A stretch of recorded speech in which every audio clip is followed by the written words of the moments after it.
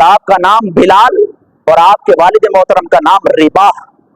آپ اکثر علماء سے سنتے ہیں لوگ کہتے ہیں نا بلال بن رباح, تو یہ حضرت بلال حبشی کی ذات اقدس ہے. آپ کا نام بلال ہے اور والد کا نام رباح, اور آپ کی اماں جان کا نام ہے حمامہ. حمامہ آپ کی امی جان کا نام.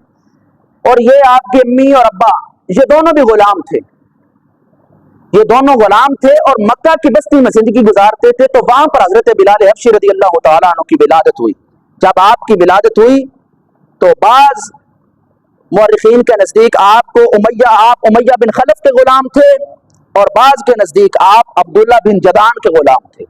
جب حضرت بلال حبشی رضی اللہ تعالیٰ عنہ کے دل میں نور اسلام کا پھیلا تو آپ کو امیہ بن خلف کے حوالے کر دیا گیا کہ یہ اسلام کی بات نہ کرے, رسول اللہ کی بات نہ کرے. اور اس پر ظلم و ستم کے, حضرت بلال پر ظلم و ستم کے ایسے پہاڑ ڈائے جاتے کہ یہ نام لینا چھوڑ دے.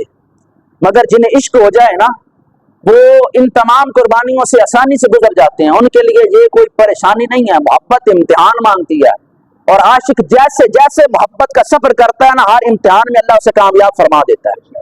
اور حضرت بلال حبشی رضی اللہ تعالیٰ عنہ کو مارا جاتا, پیٹا جاتا. چنانچہ حضرت بلال کو لٹایا گیا اور آپ کے سینہ اقدس پر, آپ کے سینہ مبارک پر پتھر رکھے گئے, مگر زبان پر ہمیشہ احد احد کا نغمہ رہا کہ اللہ ایک ہے, اللہ ایک ہے, اللہ ایک ہے, احد احد احد احد. ہمیشہ احد احد کی صدائیں کرتے. پتھر کھاتے تو کہتے احد احد, زمین پر لٹایا جاتا تو کہتے احد احد, آگ کے شعلوں پر تپایا جاتا جسم کو تو کہتے احد احد. تو حضرت بلال حبشی پر جس طرح کو ظلم کرتا, جیسے ہی ظلم کرتے آپ پھر اسی طرح احد احد کی صدائیں لگاتے. اور یہ وہ حضرت بلال کی وہ مثال, بے مثال استقامت اور عشق الہی کی گواہی ہے کہ جس نے حبشی غلام کو دنیا کے سرداروں کی صف میں لا کر کھڑا کر دیا.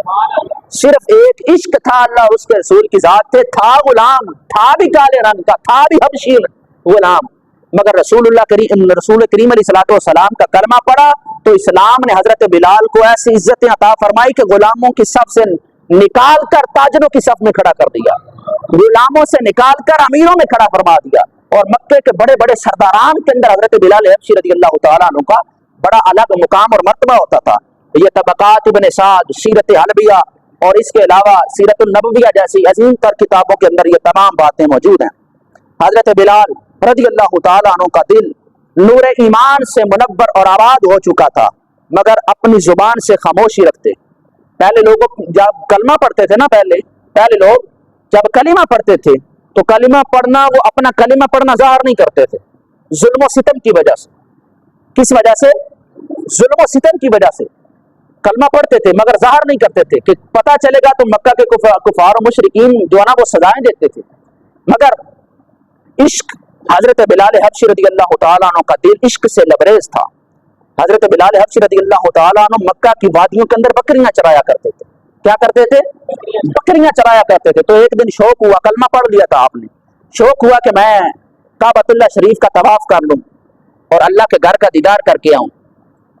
حضرت بلال حبشی کعبۃ اللہ شریف کی طرف گئے. جب دور سے نظر پڑی نا کعبۃ اللہ شریف کی طرف تو قطار در قطار بت جو نا وہ نصب ہوئے تھے کعبۃ اللہ شریف.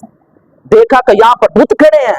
حضرت بلال حبشی رضی اللہ تعالیٰ عنہ نے دور سے دیکھا نا تو آواز خاموش رکھی, زبان خاموش, مگر دل کے ہاتھوں مجبور, عشق کے ہاتھوں مجبور, محبت میں مرضیاں نہیں نہ چلتی. تو حضرت بلال حبشی رضی اللہ تعالیٰ عنہ آپ سے راہ نہ گیا اور آپ کی روح وجد میں آئی, تڑپ اٹھے کہ کعبۃ اللہ شریف میں بت. تو آپ کی جو نا وہ روح وجد کے اندر آئی اور آپ نے بے سخت اپنی زبان سے الفاظ نکالے اور فرمایا خوابا و خاسرا من عبد کننا, وہ نامراد گاٹے میں ہے جو ان بتوں کی پوجا کرتا ہے, وہ نامراد گاٹے کے اندر ہے جو ان بتوں کی پوجا کرتے ہیں. تو حضرت بلال حبشی رضی اللہ تعالیٰ عنہ نے جب یہ جملے بولے تو لوگوں نے سنے اور کفار مشرکین تک پہنچا دیے کہ بلال نے ایسا کہا. تو حضرت بلال حبشی رضی اللہ تعالیٰ عنہ کو بلایا گیا اور آپ کو پھر سے سزائیں دی جانے لگی. پھر ایک مرتبہ یہ ہوا کہ آپ پر ظلم و ستم کے پہاڑ ڈائے جا رہے تھے, آپ پر بہت شب و ستم کیا جاتا, پتھر بھی مارے, جو نا وہ آگ پر بھی لٹایا, کولے جلا کر جو نا وہ آپ کو اس پر سزائیں بھی دیتے رہے. تمام تر ظلم اور اتنا ظلم کرتے تھے کہ بس اللہ الصمد کی صدا نہ لگا چھوڑ دے، مگر جس قدر وہ ظلم کی انتہا کرتے تھے وہ عشق الہی میں ڈوب کر اللہ اور مصطفیٰ کو یاد کرنے کی انتہا کر دیتے تھے۔ یہ وہ صحابی ہیں حضرت بلال رضی اللہ تعالیٰ عنہ۔ حضرت بلال مارے کھاتے اور صدائیں دیتے تھے، جب یہ صدائیں سننا تو تاجدار صداقت حضرت سیدنا ابو بکر صدیق رضی اللہ تعالیٰ عنہ آپ گئے اور امیہ بن خلف سے کہا کہ اسے چھوڑ دے۔ بات طے ہوئی، بالآخر معاملہ یہاں تک پہنچا کہ اس نے کہا کہ تو اپنا غلام مجھے دے دے اور میرا غلام پھر تو لے لے۔ حضرت بلال حبشی رنگ کے کالے تھے، مگر حضرت ابو بکر صدیق کا غلام حسن و جمال والا تھا، علم میں بے مثال تھا، ذہن وسیع ذہن کا تھا، مگر حضرت بلال حبشی رضی اللہ تعالیٰ ہر اعتبار سے وہ حضرت بلال سے اعلیٰ تھا۔ اگر غلامی کے اعتبار سے دیکھ تو حضرت ابو بکر صدیق نے کہا کہ میں اپنا یہ غلام تجھے دیتا ہوں، اس کے بدلے بلال مجھے دے دے۔ حضرت ابو بکر صدیق رضی اللہ تعالیٰ عنہ نے امیہ بن خلف سے حضرت بلال حبشی رضی اللہ تعالیٰ عنہ کو اس طرح خرید لیا، سودا طے پایا۔